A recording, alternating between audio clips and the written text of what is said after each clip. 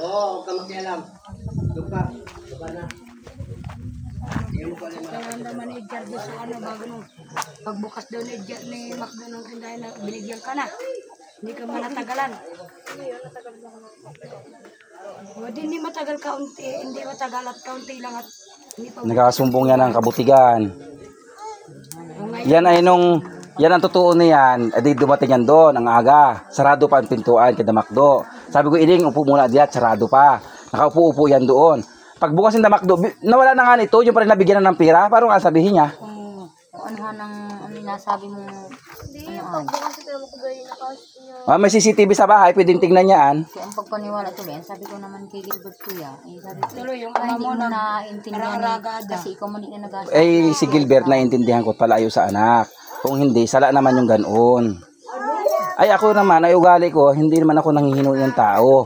Inasabi ko na sa kanya, hindi kita inapaalis.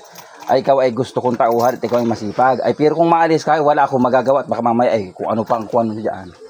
Ito lagi, 2 beses ito magpahamak. Nung una yan, din na nagpahamak eh. Binigyan naman siya ng pera eh. Inapag-intayan, sabi ko at inalagnat naman si Joy ay kaya hindi kagad nakapagbukas. Sabi ko, Ining, pag-upo dyan at intaya. Tinanong ko pa ka sa kanya at sabi ka ng Gilbert noon ay wag daw abigyan ng malaki. Tinanong ko siya, sabi ko, bakit 120 ang inakuha mo? Sabi ko sa kanya, bakit 120 ang inakuha mo? Ang sabi niyan ay pambaon daw niya at saka nung kapatid niya. Oh. Sabi ko, halad, pagdating ni Macdo, pagbukas. Pagkabukas, nakakuha na kagad yan ng 120. Nawala na nga yan, tinanong ko kay Macdo, nawala na yung anak ni Gilbert. Ay nakakuha na raw.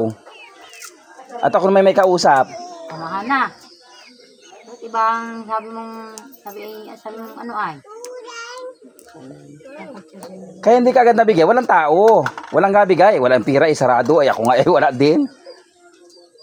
Pero kung sabihin inapagdamutan, ay hindi ko inakuan yan. Hindi ko inapagdamutan yan. Ay may gigit din sila ng kuryente. Kaya nga sabi ko baka may ng pagtaga ay hindi sa liig sumampay yung wire. Kung sa liig sumampay. Ito ba yung nakitura? Oh, Pero ito na yung wire? kuryente? Oo. Live pa naman Live pa naman ang putol. Ah, Itim na ganyan, no? ay lasing yun. Pag hindi lasing, nakakainom. Oo, hindi magatagaan ko. Makakakuryente yun eh. Wala tuloy daloy sa bahay. Ay makakakuryente yun.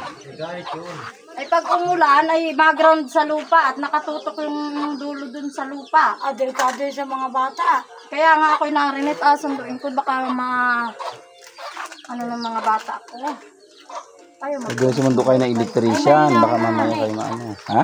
Ay na ang wifi. Patayin mo. Wala lang makakonect. Chat ko sana kay Kagawad. Hindi mo na dito ito. Ito talaga.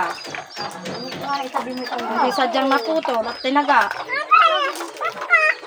Magagalit na ng ano ay. Ay hindi naputol yung kayang internet?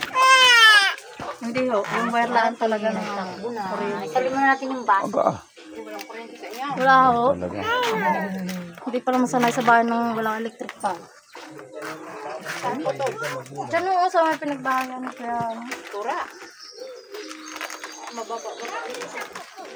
Mataas ho ang tayo. Ang kaso